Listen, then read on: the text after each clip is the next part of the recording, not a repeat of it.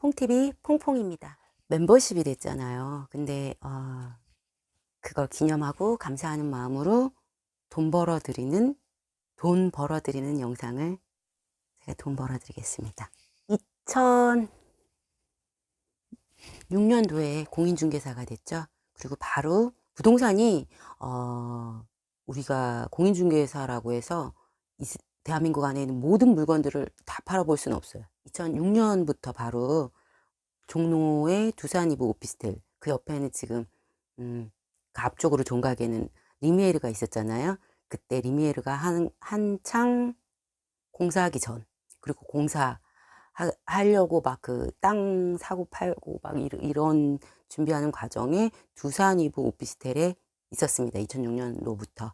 그래서 제가 오피스텔에 처음부터 근무해가지고 오피스텔에 대해서 오피스텔은 수익형 부동산이 될 수도 있고 차익형 부동산이 될 수도 있잖아요. 이렇게 말하면 어려우니까 수익형 부동산은 저는 월세 수익을 내가 받을 수 있는 그런 노연금 그런 식으로 해서 수익형으로도 사용할 수가 있고 목이 좋은 자리는 당연히 오래 또 두면은 부동산은 오르니까 팔았을 때 양도 차익에 대한 투자처로도 또 볼 수 있는 오피스텔이 무엇인지는 알아야 되잖아요. 이 영상을 다 보면 여러분들이 3천만 원, 5천만 원 아끼실 수 있는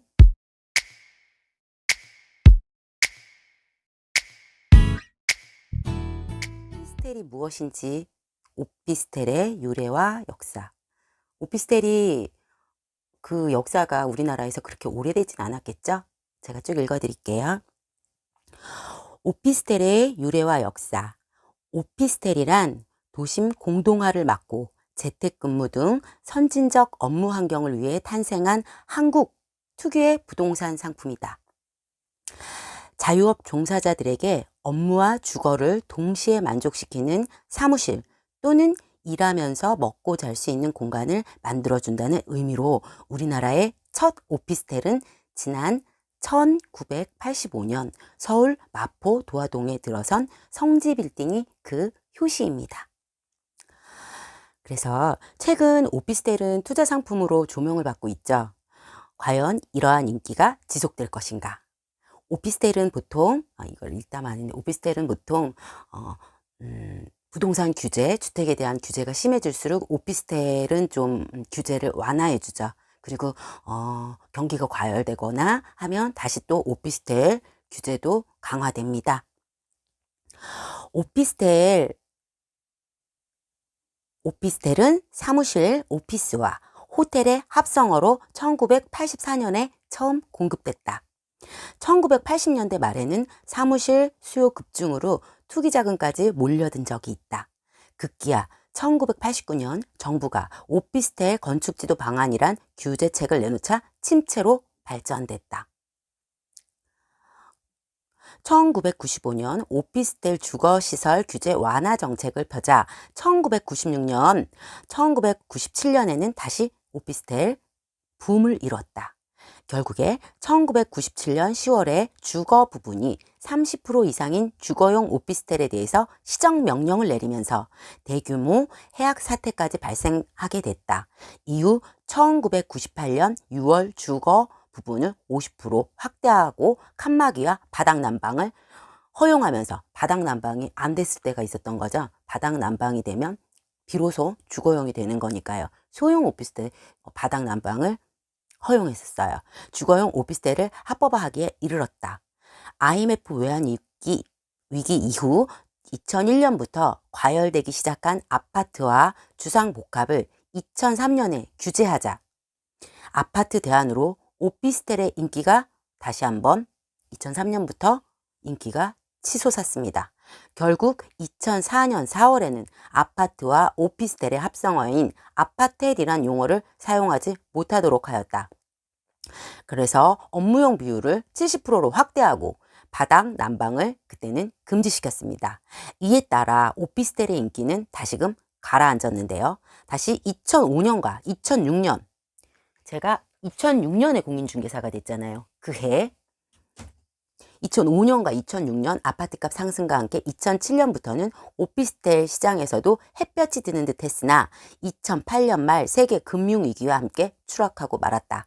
그러나 2009년부터 전세난이 부상하고 서울시의 경우 1, 2인 가구가 무려 48%에 이르는 등 주택 문제가 새로운 양상을 전개된다. 정부는 다시 2010년 7월부터 업무시설 비율 규정을 아예 폐지하고 바닥 난방을 일부 허용하는 등 오피스텔을 준주택으로 양성화하기에 이르렀다. 그러니까 오피스텔의 지금까지의 역사를 보면 정부가 오피스텔 시장이 과열되면 규제의 칼을 꺼내고 또 다시 침체되면 부양책을 내놓습니다. 이런 점을 감안할 때 정부는 당분간 1, 2인 가구 수요나 전세 문제가 해결되지 않으면 다시 규제에 나서지 않을 것으로 보입니다. 지금은 규제하고 있지 않죠.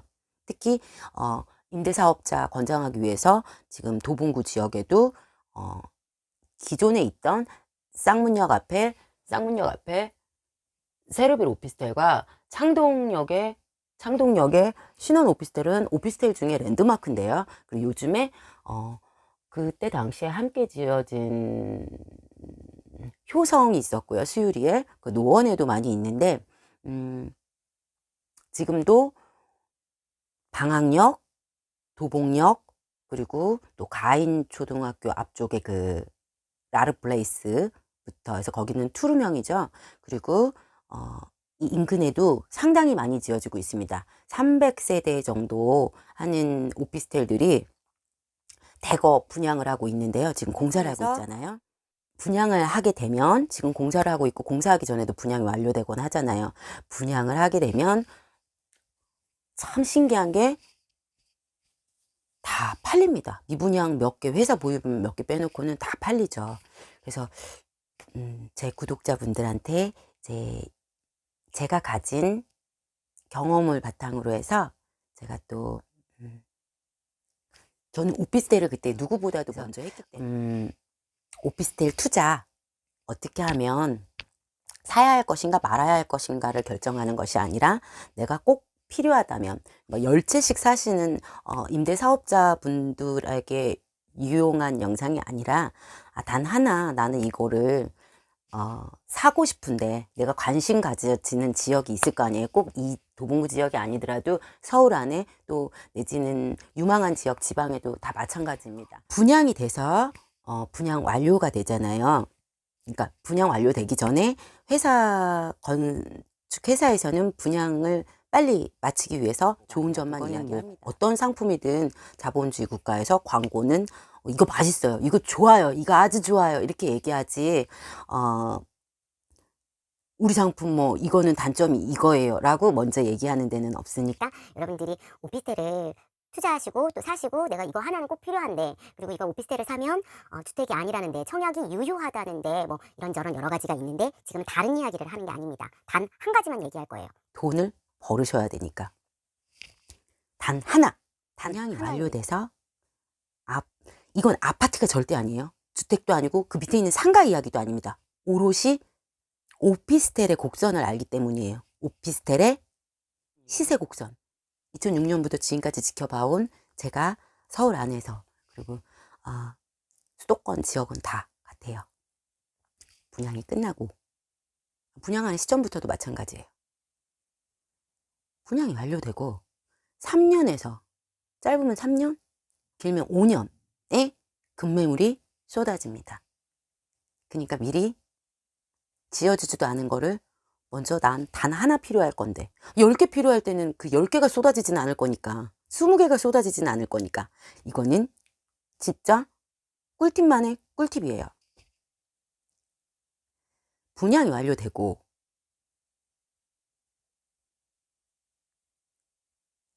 3년에서 5년 안에 반드시 급매물이 쏟아집니다. 싸게 사드렸죠. 뭐 9천만 원, 8천만 원, 최대는 이게 20평형인데 7,900? 7천만 원 선에 지금은 1억 6천도 급매일 거예요. 매물이 없을 거예요.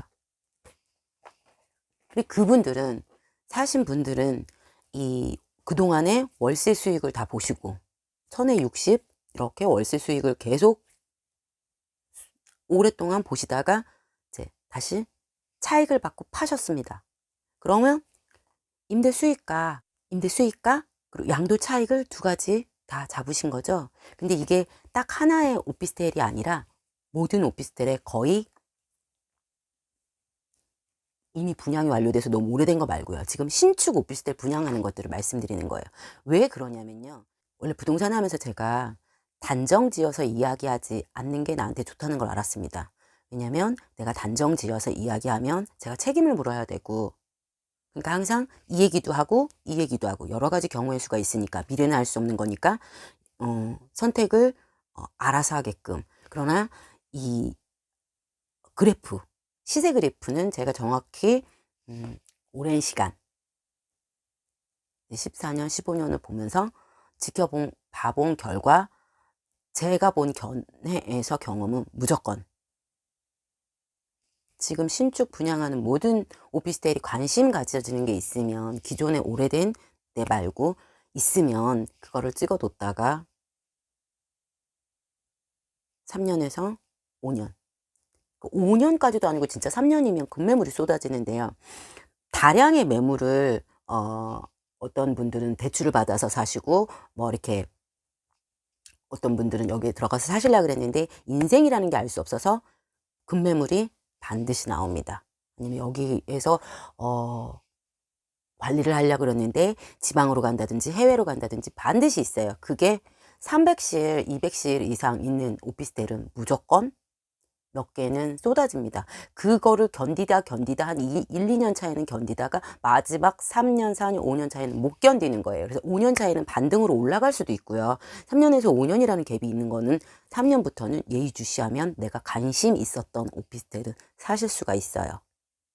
그리고 오피스텔이라고 할지라도 전입 신고를 해놓으면 주택으로 보기 때문에 청약통장을 제가 또 사용할 수 없겠죠. 그리고 또 만약에 임대를 놓을 때도 특약 조건에 전입신고를 하지 않는다는 조건으로 부동산에서 그렇게 계약을 썼어도, 임차인과 함께 계약을 썼어도 법적으로 그것이 불법이기 때문에 전입으로 들어간 사람이 전입신고를 못하는 건 안 되는 거잖아요. 사업자가 아닌 이상. 그럴 때는 그 특약이 완전 유효하다고 볼 수가 없기 때문에 조심하세요.